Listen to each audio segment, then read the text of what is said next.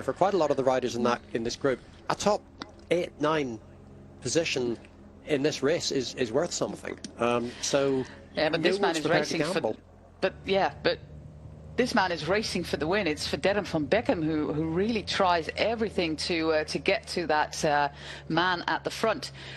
This is the final 3 kilometers of stage 4. We started on the coast in Arbatax, making our way now to the town of Nuoro. Nuoro is in the Sardinian local language. We have one leader, Filippo Zana. Soudal-QuickStep had strength in numbers. They're youngsters with Ser Franks, with Van Strijten, did a lot of work at the front. Mauri van Seven on 2. And now they still have 3 riders in this group. Filippo Zana is the man up front. Vervaken and Garofoli are in the chasing group. Darren van Beckham there in blue for XTS Astana has been trying to close that gap on Filippo Zana. But this is not leading anywhere. Other riders in that group, we have Michal Jackowiak, Ibon Ruiz, Liam O'Brien is now gradually getting back, the Irishman, Alessandro Verre, Max Bock, Adria Perikas. Those are the riders now in that chasing group. But this man is giving everything, and if he manages to pull it off, he has a stage win and the lead in the overall as well, because our race leader, Nicolo Garribo, the winner of the opening stage, was dropped long ago. And the same goes to the number 4 on GC, Urko Berades, also quite a while back. So we're looking at a new race leader, and from what we're seeing right now at 2.2 kilometers to go, Michael, that is going to be Filippo Zana. It looks a lot like it. The gap is bigger than 14 seconds. I timed it a few seconds ago at being more like 18-19 seconds, so he's got pretty healthy lead. They're still looking at each other, and he's into the last 2 kilometers and into the town, and it's suddenly going to kick up. He's going to be out of sight, which always helps, and even more so some of the riders behind are going to start looking at each other and thinking, well, okay, I tell you what, I'll settle for second, I'll settle for third. That'll do me today. I think he's away. I think he's gone. He's still attacking the little rises. He's riding aggressively. He's doing a nice job of this. He took a bit of a gamble attacking on the descent, but it looks like it's going to pay off. Yeah, and only the final 600-700 meters are uphill, and his gap is enough. Even if he struggles on that climb, which he did on that little incline we just had a couple of kilometers ago, this gap is still a good one. And yeah, the games played, the numbers games played by Soudal-QuickStep today are going to pay off. Absolutely horrible road surface here, by the way, on the outskirts of Nuoro as we enter the final kilometer underneath the Flamme Rouge with Filippo Zana. There we go. And you can see the road rise in front of him. Typical hilltop town finish. I don't know what's happening in that group behind, because we've gone from 15 seconds to 20 to 40. It's like they've stopped for a picnic. I'm not sure I believe that, but at this point they will almost certainly be looking at each other and waiting for Garofoli to set off on his own to see if he can make it a 1-2 for the for Soudal-QuickStep. 1-2 on the stage, 1-2 on GC. They are now cruising through that corner, and we just had Zana through that left-hand corner. We are in the town of Nuoro, town of 34,000 inhabitants on the UNESCO World Heritage Site. Not this part, quite clearly, with the road surface that we're seeing.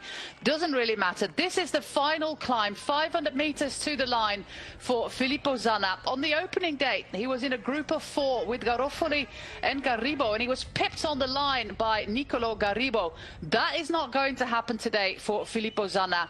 He's on his way to the stage win. One more hairpin to go, taking the inside, the steepest part no less of the hairpin, and now within sight of the Finnish camera. He attacked on the descent, which was the exact right moment, with Louis Vervaken and Gianmarco Garofoli in that chasing group, his teammates making sure that nobody was going in pursuit. Darren van Beckham, he tried, De Cassan, he tried, but nobody manages to catch this man, because Filippo Zana has got it. He is the winner of stage 4 and our new race leader. He really picked his moment on the descent to go. It's always a bit of a gamble doing that. He clearly just had that hesitation, he committed, and it's paid off. And we've now got, are they going to get a 1-2 on the stage is the next question, Jose? They will be 1-2. Well, this is Louis Vervaken, so they might actually be 1, 2 and 3 on the stage for Soudal-QuickStep. That could be payback from the opening day. Going through the inside now is Alessandro Verre, we have Vervaeke, Verre, Garofoli now sprinting for the rest of the podium places. And it looks like Verre has it ahead of Vervaeke, De Cassan and Garofoli. Here's Liam O'Brien. Great ride by the young Irishman, gutsy. But, yeah, as one of the youngest out there. But, yeah, the celebrations are in order.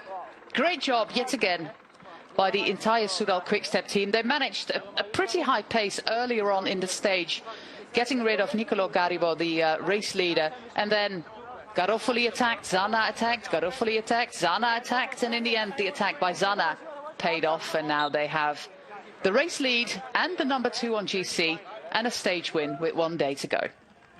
Yeah, they absolutely bossed that today. That's what we expected them to do.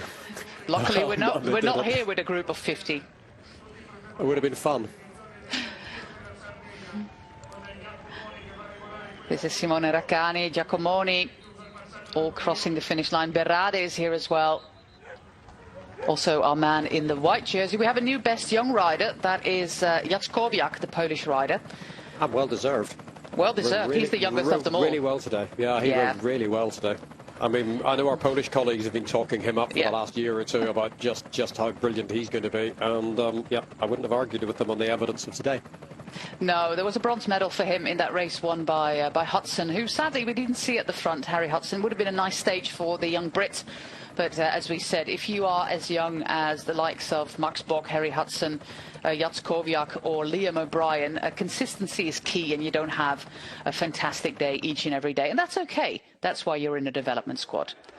This man is not in a development squad. This is win number 6 in his career, and the first time since 2023 that he wins a bike race.